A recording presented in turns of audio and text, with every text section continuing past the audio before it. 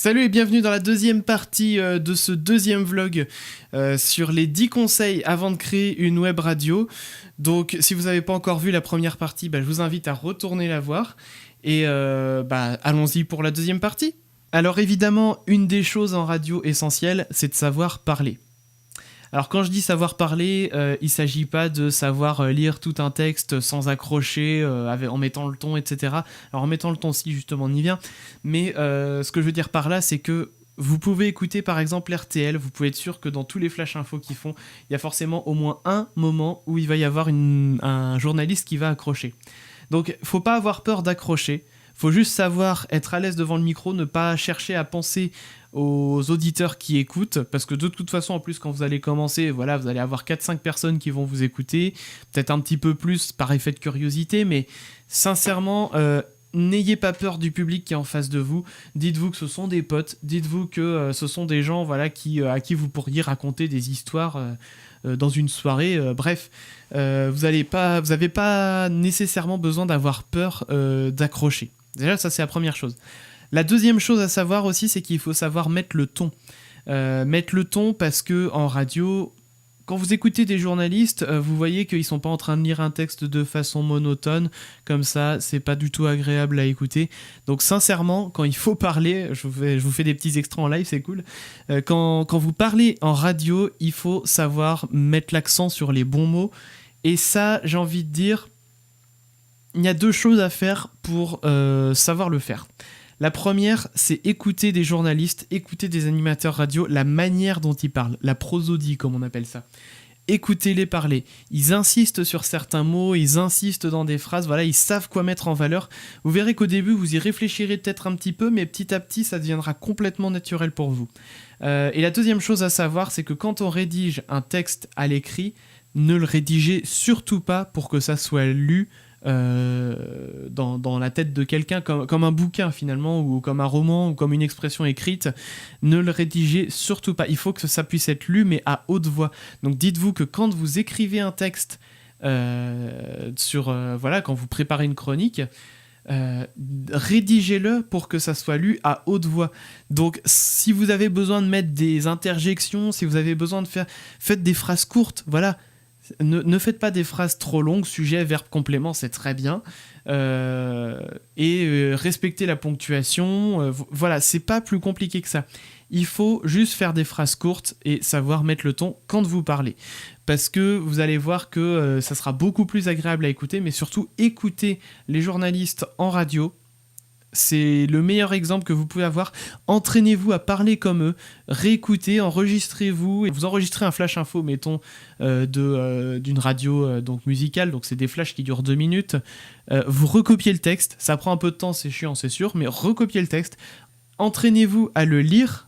Et vous allez voir que petit à petit, en le lisant de la même façon que le fait le journaliste, petit à petit, vous allez dire « Ah oui, il a plus dit ça comme ça, le ton était un peu plus élevé à ce moment-là, là il a marqué une pause, etc. » Donc vous allez voir que ça va s'acquérir petit à petit. C'est pas inné, mais et c'est important de bien articuler en radio pour qu'on vous comprenne mieux. J'ai entendu beaucoup de débutants en radio qui parlaient comme ça, qui parlaient super vite, et on comprend pas ce qu'ils disent. Donc non, prenez votre temps quand vous parlez, n'allez pas trop lentement non plus, n'allez pas trop vite, et parlez au bon rythme, comme vous parleriez dans la vie de tous les jours.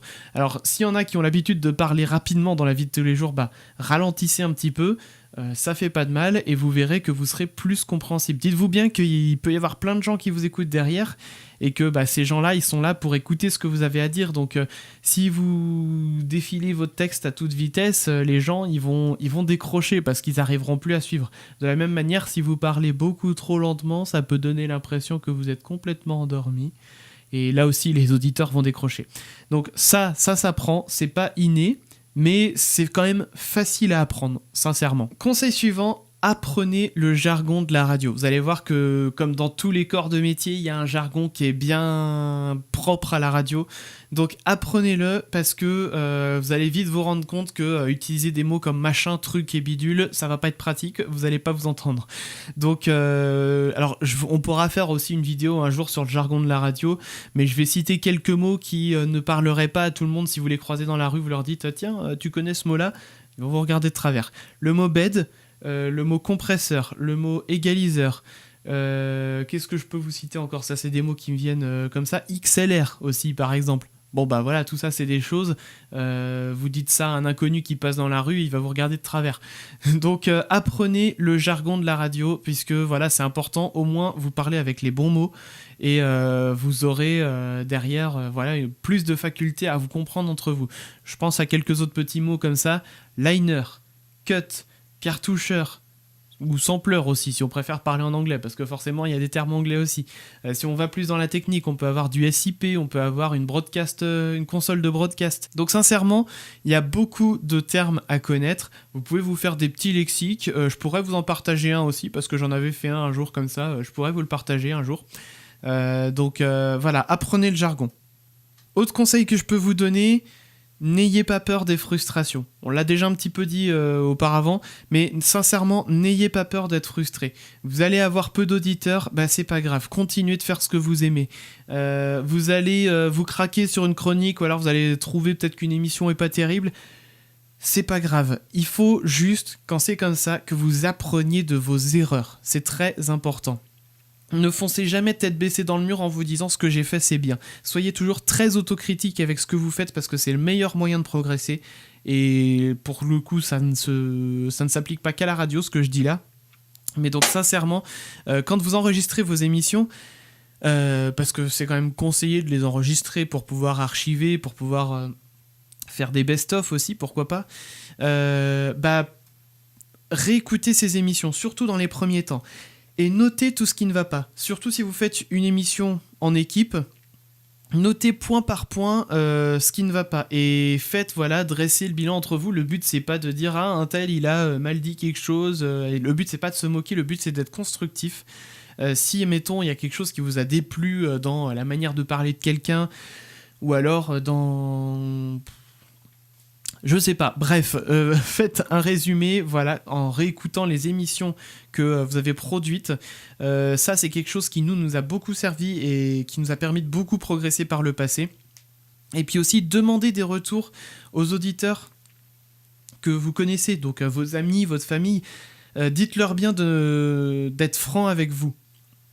Parce que vos amis, votre famille, ils vont forcément dire « Ah bah c'était bien ». Parce qu'ils n'ont pas envie de vous blesser, voilà, ils sont contents que vous lanciez dans un projet.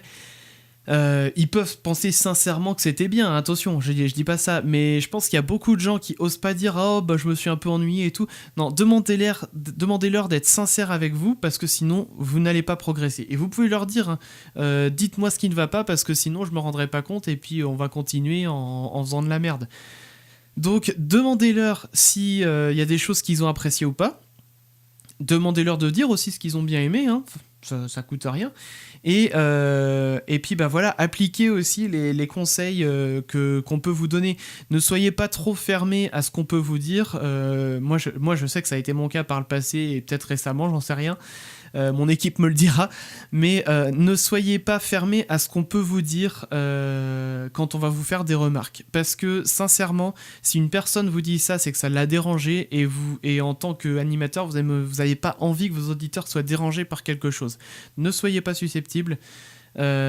Puisque de toute façon derrière c'est pour votre bien. Sachez aussi demander des conseils à des personnes de confiance. Voilà, n'allez pas demander des conseils à une personne à qui vous en avez moyennement confiance, parce que si cette personne elle vous dit de la merde, bah du coup derrière vous allez faire encore plus de la merde. Donc voilà, sachez demander des retours, c'est très important. Encore un autre conseil du coup, allez chercher les auditeurs là où ils sont. Pendant longtemps, que ce soit sur Junty à l'époque, sur Utopique aujourd'hui, on s'est dit on va attendre que les auditeurs viennent à nous, que le bouche à oreille se fasse. Le bouche à oreille, ça fonctionne dans un très petit périmètre dans le monde de la web radio, surtout aujourd'hui. Je pense que il y a 10 ans peut-être, les web radios n'étaient pas encore monnaie courante sur le web. Et du coup, voilà, dès qu'il y avait une web radio qui se lançait, il suffisait qu'elle avait un peu les moyens, et du coup tout le monde, enfin tous les internautes en tout cas en parlaient, sur les forums et tout. Et forcément, les web radios grimpaient comme ça. Aujourd'hui, ça marche plus ça. Aujourd'hui, il y a tellement de web radios sur le marché que une de plus, une de moins, personne fait la différence. Donc le bouche à oreille, sincèrement, ça ne marche pas trop. Parlez-en autour de vous, ça c'est sûr. Mais maintenant, aujourd'hui, il faut que vous alliez chercher les auditeurs là où ils sont. Donc, filmez vos studios pendant les émissions et mettez ces vidéos-là sur YouTube.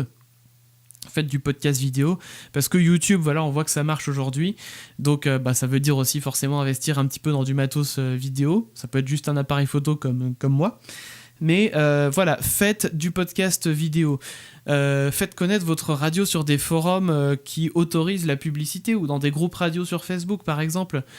Bref, il faut que vous alliez chercher les auditeurs là où ils sont. Ça peut être aussi en sponsorisant des événements, par exemple. Vous avez votre ville dans laquelle vous trouvez qui organise quelque chose, un événement en extérieur, etc., une course, une compétition, un festival ou que sais-je. Eh bien, proposez à la mairie de votre ville de sponsoriser l'événement, de faire une émission en direct. Alors, je tiens à vous prévenir par avance, parce que là aussi je parle, c'est du vécu. La mairie de votre ville va probablement vous dire c'est génial comme idée, mais ne comptez pas sur eux pour vous aider de bout en bout. De un, parce qu'ils ont d'autres chats à fouetter et que eux, quand ils préparent un festival qu'ils organisent eux-mêmes, du coup, ils vont se concentrer essentiellement sur leur taf et ils vont pas faire tout le taf pour vous. Donc, il faut les solliciter pour avoir des réunions quand il y a besoin de faire des réunions, ça c'est sûr. Ils vont même vouloir vous proposer des projets comme si c'était eux en fait qui faisaient la radio. Donc ça, si ça vous plaît, acceptez-les, mais sachez dire non si besoin en expliquant pourquoi. Sans rentrer en confrontation, c'est pas le but, mais expliquer simplement et clairement pourquoi ça vous intéresse pas forcément, mais que vous voulez quand même sponsoriser. Bref, trouvez des arrangements, mais vous allez voir que la mairie de la ville dans laquelle vous vous trouvez ne va pas être très réactive à tout ça. Donc il faut savoir être là au bon moment si vous voulez faire des choses comme ça, mais le mieux c'est quand même de parler avec les organisateurs. C'est pas forcément une mairie d'une commune. Si, mettons, c'est une autre association qui organise une compétition sportive, par exemple, je pense que eux seront plus réactifs que les mairies, pour le coup. Mais bon, quoi qu'il en soit, contactez les organisateurs de ces événements-là. Ils seront ravis d'avoir des sponsors. Mais sachez bien que c'est donnant-donnant. Donc, vous n'aurez pas forcément... faudra peut-être donner un peu de sous, faudra faire la promotion de leur événement, mais bon, au moins, vous aurez de la visibilité. On arrive bientôt à la fin du vlog. Un petit peu long, je pense, mais bon, au moins, vous aurez tous les conseils pour débuter. Expérimenter des choses en radio, ça peut être dans tous les domaines qui soient, ça peut être dans les chroniques, ça peut être dans les formats d'émissions, ça peut être dans les logiciels que vous utilisez, ça peut être dans les choses que vous mettez en place sur votre site internet pour communiquer avec vos auditeurs. Bref, expérimentez des choses, innovez, ne cherchez pas à faire pareil que les autres. Combien de web radios aujourd'hui s'ouvrent, je le disais en début de vidéo, avec des playlists de hits, avec des playlists de dance. Alors je suis d'accord, c'est ce qui marche le mieux, en tout cas en termes de musique. Mais par exemple, moi quand j'ai lancé Utopic, moi je voulais faire du hit, parce que le hit marche bien, mais il y avait un point commun à tous les hits diffusés, c'est que c'est des hits qui sont, que je classais en tout cas moi comme des hits qui mettent de bonne humeur. Voilà, de la musique qui met de bonne humeur. Et en ça, je voulais que ça soit un petit peu innovant, et c'est pour ça que j'ai fait refléter un petit peu tout ça dans Utopic, à travers l'image de marque, entre guillemets, qu'on a instaurée, dans les slogans, dans le logo, etc., etc. Bref. Donc, cherchez la nouveauté. Parce que voilà, si vous décidez de refaire les mêmes émissions que les gens entendent en FM, pourquoi ils viendraient vous écouter ? Sincèrement. Pourquoi ils viendraient écouter quelque chose sur une web radio avec des animateurs qu'ils ne connaissent pas? C'est très compliqué pour un auditeur de changer de radio et puis de découvrir autre chose, parce que voilà, on est tous par nature, nous êtres humains, on est tous feignants, donc il faut savoir les intéresser avec le petit truc en plus. Donc expérimentez, je le disais juste avant, n'ayez pas peur des frustrations, cherchez, voilà, n'ayez pas peur, ne commencez pas à vous dire non, cette idée c'est nul, ça va pas marcher. Essayez-la, si ça marche pas, c'est pas grave, vous passez à l'idée suivante. Expérimentez, parce que ne faites pas comme la FM, sincèrement, parce que voilà, on est sur le web, eh bien, jouons avec le web. Et du coup, pour faire toutes ces expérimentations, eh bien, faites des émissions pilotes avant de vous lancer. Faites des émissions pour du beurre, voilà. Faites des émissions à blanc pour que vous puissiez justement faire tous les retours. En fait, surtout quand vous créez une émission. Si vous créez une émission, déjà, il faut créer ce qu'on appelle un conducteur. On aura l'occasion d'en reparler. Mais voilà, faites-vous des émissions pilotes pour voir si tout ce que vous avez prévu, ça tient la route, s'il n'y a pas des choses à revoir. Faites-le, parce que le jour en fait où vous allez vous lancer en direct avec votre émission, si jamais ça marche pas, si jamais ça colle pas au format que vous aviez prévu, eh bien vous allez vous en mordre les doigts parce que vous allez être mal à l'aise du simple fait que ça rend pas ce que vous attendiez. Donc faites des pilotes expérimentés. Et dernier conseil que je peux vous donner dans ce vlog, soyez sincère, soyez professionnel. Quand je dis être sincère, c'est parce que sur le web, vous êtes libre de faire ce que vous voulez. Vous n'êtes pas en concurrence comme la FM, dans le sens où voilà, les FM elles se livrent une bataille entre elles, c'est à qui aura le plus d'auditeurs. Dans le web, on est libre de faire ce qu'on veut. Alors c'est sûr qu'un auditeur ne peut pas écouter deux choses à la fois, mais le monde du web, c'est de plus en plus le monde des podcasts. Ça s'était perdu depuis quelques années et c'est en train de revenir en force aujourd'hui. Donc, eh bien, faites des podcasts en plus de vos émissions en direct. Comme ça, les auditeurs pourront toujours vous écouter. Bref, c'est pas là que je vais en venir, mais vous êtes libre de faire ce que vous voulez. Donc, ne faites pas forcément appel à des auditeurs fake. Ça se fait vraiment en radio FM. Des acteurs voilà, qui sont là juste parce que voilà, les FM, elles cherchent par tous les moyens de faire de l'audience. Donc, eh bien, il faut montrer que les auditeurs sont super enjoués quand ils sont à l'antenne. Il faut montrer des tas de choses. Et bah du coup, les FM n'hésitent pas à faire appel à des gens, voilà, qui, même si c'était au départ des auditeurs, ils les rappellent parce que c'est pas si simple, même en FM, de trouver des auditeurs à appeler au téléphone. Et du coup, bah, ils vont rappeler des auditeurs qui sont déjà passés à l'antenne, parfois même faire croire qu'ils ont gagné quelque chose, alors qu'en fait c'était juste pour remplir le blanc qui risquait d'y avoir pendant l'émission, parce qu'ils ont une certaine pression, mine de rien. Bon bah non, sur le web, affranchissez-vous de ces codes-là, utilisez les codes du web où on est plus dans un monde qui est beaucoup plus libre, qui a beaucoup moins de règles que la FM, parce que mine de rien, en FM, c'est régi aussi par la publicité. Eh bien, ne passez pas 36 écrans pub par heure. Voilà, il y a tellement de choses à faire parce qu'on est libre encore sur le web qu'il n'y a pas encore le CSA qui est venu mettre son nez dans nos stations. Bah, du coup, affranchissez-vous de tous ces codes-là et profitez-en du coup pour être sincère.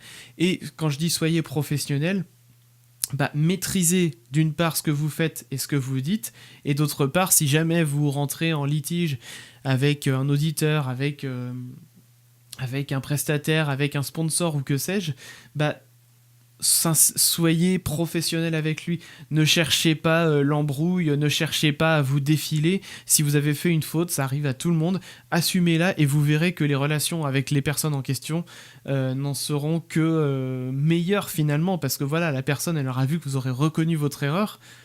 Eh bien, du coup, faites-le.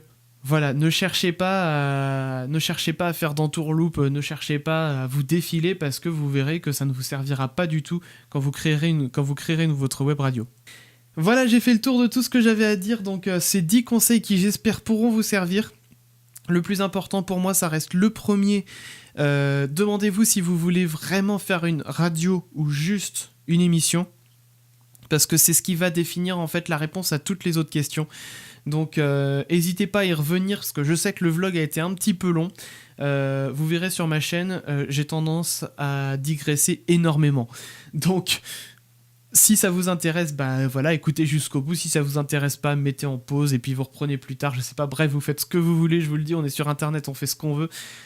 Donc bref, quoi qu'il en soit, j'espère que ça vous servira. N'hésitez pas à revenir dans les commentaires sur ce que j'ai pu dire, s'il y a des choses que vous avez peut-être pas comprises, s'il y a des choses que vous aimeriez que j'aborde plus en détail, eh bien on pourra en faire des vidéos.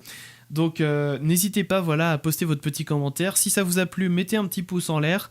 Vous pouvez vous abonner à la chaîne bien sûr si vous voulez vous tenir au courant des vidéos à venir finalement. Et puis j'ai plus qu'une dernière chose à vous souhaiter, c'est que le projet dans lequel vous souhaitez vous lancer fonctionne.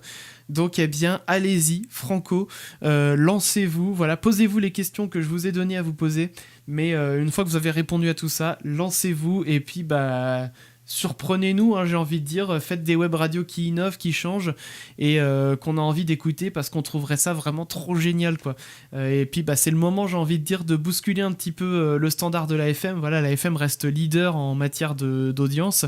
Bah si vous avez voilà the idée qui va marcher partout. Un petit peu comme YouTube connaît ses heures de gloire aujourd'hui sur Internet, eh bien voilà, peut-être que vous allez trouver l'idée demain qui va marcher, c'est tout ce que je vous souhaite. Et puis bah du coup, rendez-vous forcément à ce moment-là. Moi je serais ravi en tout cas de vous entendre. Bref, maintenant le rendez-vous que je vais vous donner, bah, c'est au 3e vlog. Salut!